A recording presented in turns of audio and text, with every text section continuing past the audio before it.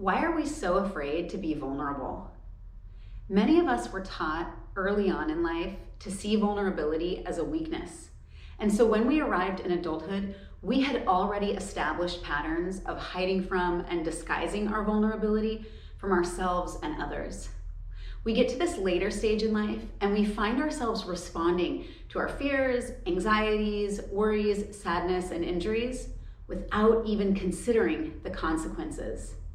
Driven by subconsciously programmed belief systems, we fail to ask important questions, such as, does this sort of response to vulnerability authentically help me in my life? And what sort of impact does my treatment of vulnerability have on the people around me? Recently, a friend of mine contacted me about an exciting adventure she's about to go on with her kids. She wanted to know about certain activities that she would like her kids to do, and I encouraged her to try those activities for herself as well.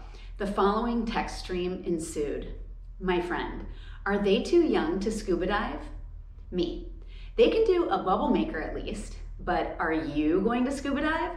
Definitely do it. My friend, I won't, too scared, trying to give the kids experiences without them seeing me act like a baby. Me, it's beyond incredible. I would go so far as to say it has the life-changing capacity to eliminate fears and transform a person into someone fearless. My friend, I know, but I think I would chicken out and I don't want my kids to see me be afraid because they will love it. Me, it's okay to be scared and to do things anyways, like to be afraid, to feel terrified, and still try. This is a practice. My friend, I know, I just don't want to be scared in front of my kids because they have no fears. In my head, I'm like, yes, let's do everything. But I know I'll be hesitant and I don't want to share those fears with my kids and influence their experience. Me. And now this message is the most important and the reason for this video today. So please listen closely. You already know this, but I have to say it anyway. Your kids are not fearless. They also have fears that they are afraid to show others. Fears that the support of others and the vulnerability to have openly would be of great benefit to them. You could always think that your task is not to not be scared for them, but to be vulnerable and open, and in that way model healthy fear surmounting. And the truth is, they may love an opportunity to be strong for you, to hold your hand for once. They want you to feel safe, to be honest about what is true for you, so that they can feel confident in their own self-honesty. This wasn't the end of the conversation, but it is the point of what I want to say to you today. Being vulnerable is not a weakness. Being open with your vulnerability is not something that causes harm to others, including our children. By embracing our vulnerabilities with authentic self-compassion, we not only give ourselves the chance to break unhealthy habits learned in childhood, we are given the magical opportunity to transform the formation of new habits or the perpetuation of those habits in others. Hiding from vulnerability, teaching and modeling to others how to hide from theirs is one way that we promote disconnection, isolation, and loneliness.